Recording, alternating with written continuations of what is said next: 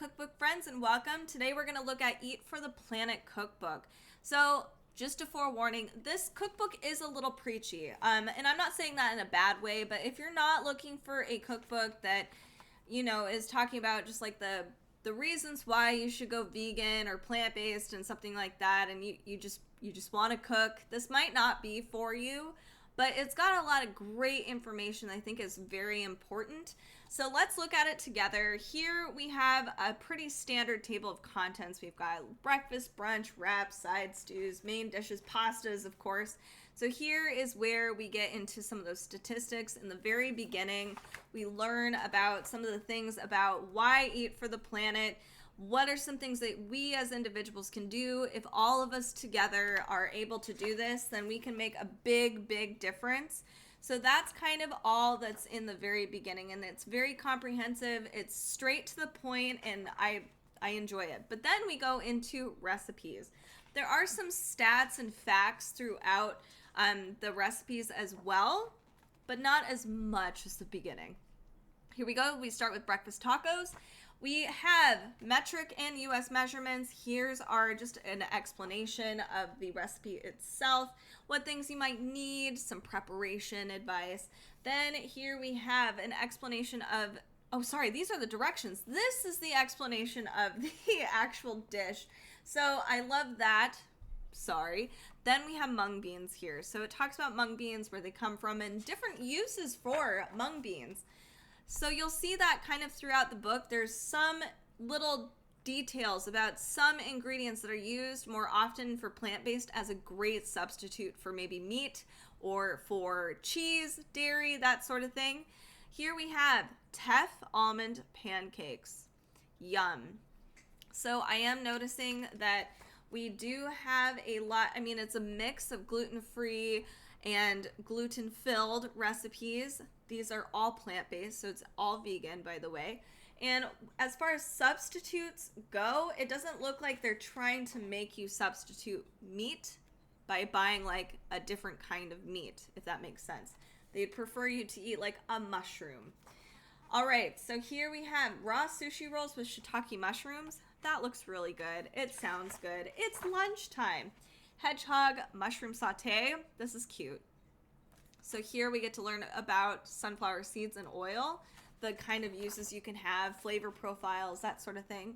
Spicy avocado crema that you can put on anything. Next we have, this looks really good. It's a butternut velvet soup, a classic, but so good, perfect for fall, wintertime. We're still in wintertime right now. Loaded zucchini and quinoa salad. Look at all the colors. Mango curry bowls in a turmeric tahini dressing. Again, very, very colorful. And here you see we have broccoli as an example of one of the ingredients they're talking about. Little details, there's potatoes. Lemon and maple sriracha sweet potato JoJo's. Now that is something I can get behind. That sounds awesome. Here is one of those additional information or just facts about going more plant-based and the influence it has on the world. Oh, Lord, I need some food.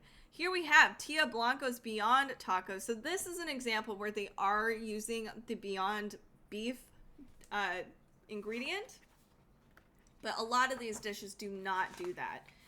There's just a few. Let me see if I can find another photo. We have smoky maple tempeh burgers with chipotle aioli. Looks beautiful. Huge and awesome. Pasta and noodles. This is probably going to be my favorite chapter because I love pasta and noodles. We have soba noodle Buddha bowl. I love Buddha bowls because there's a lot of variation. It's just basically vegetables or rice or noodles and all the things you'd love with a sauce, and it's very good, all put together. Peanut tempeh soba bowls. That looks beautiful. Here we have a vegan seafood pasta, believe it or not. So it is vegan entirely, which is crazy. So no cheese, no actual fish or shellfish.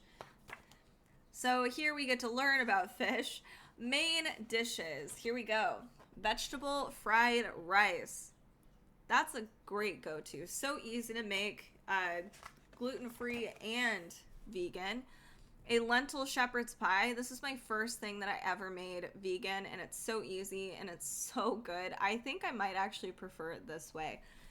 My mouth is watering just thinking about it. Here we have, let's find some more photos for y'all. A almond roasted crusted rosemary tofu. Goodness gracious, I don't know what's going on here. This looks great. It's almost like a salmon or a fish crusted substitute, it seems like. We also have here, let's get to it, a Tuscan seitan meatballs with Anaheim pepper sauce. Apparently, I am losing my mind. I can't even pronounce things properly today. Lettuce boats with quinoa and rice burgers. That looks awesome. Everything looks perfect. Easy for weekday meals. Lots of great reasons to why we should go more plant-based. I am personally trying to myself. And oddly, it is harder than it seems. I don't know why.